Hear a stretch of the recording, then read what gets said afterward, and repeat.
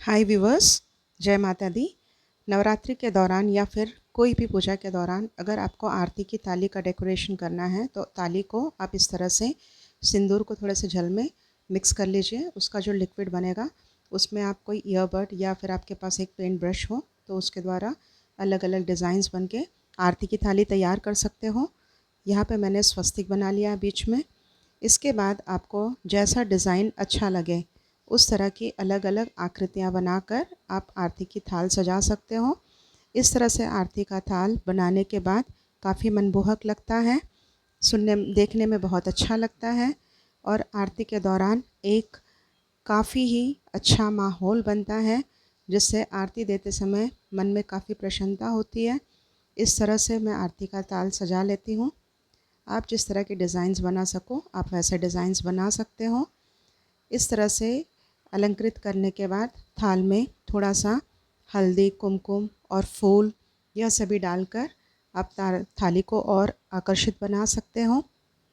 इसके बाद पंचदीप का अगर आपके पास आरती हो तो उसमें आप घी के भिगोए हुए बत्तियां बना लीजिए और उस आरती को आप पंच आरती के रूप में इस्तेमाल कर सकते हो। इस तरह से जब हम पंच आरती करते हैं तो उससे हमें पूजा का फल कई गुना अधिक मिलता है। पंच आरती का मतलब है कि 5 दीप एक साथ जलाना। तो जब हम 5 दीप का दिया करते हैं, खासकर मंगलवार और शुक्रवार को, उसका काफ़ी महत्व होता है।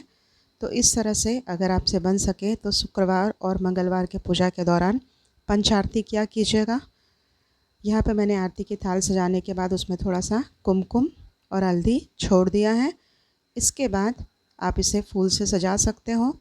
आप चाहो तो एक आरती की काफ़ी अच्छी तरह से थाली बना के परमानेंटली रख सकते हो, जिसमें आप काफ़ी सारे डेकोरेटिव आइटम्स को यूज़ कर सकते हो, जैसे कि लेस लगा लिए, कांच लगा लिए। तो इस तरह से अगर आप एक आरती की थाली बना लेते हो तो कई बार मंदिर जाते समय भी आप उस थाल में प्रसाद को ले जा सकते हो।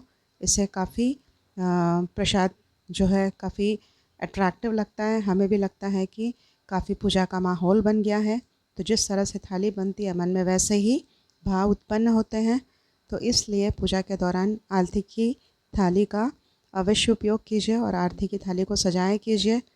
फूल, हल्दी, कुमकुम, चंदन जैसे आपके भाव हो उस तरह से आप आरती की थाल बना लीजिए। यहाँ पे मैंने फूल का भी उपयोग किया है। तो इस तरह से हम आरती की एक सुंदर सी थाली बना सकते हैं। थाली के सज जाने के बाद जैसे कि मैंने कहा पंच आरती का तैयारी कर लीजिए। उस पंच आरती को आप थाल के बीच में रख दीजिए। इस तरह से आपकी थाली तैयार हो गई है। इस थाल के द्वारा आप महाआरती कर सकते हैं।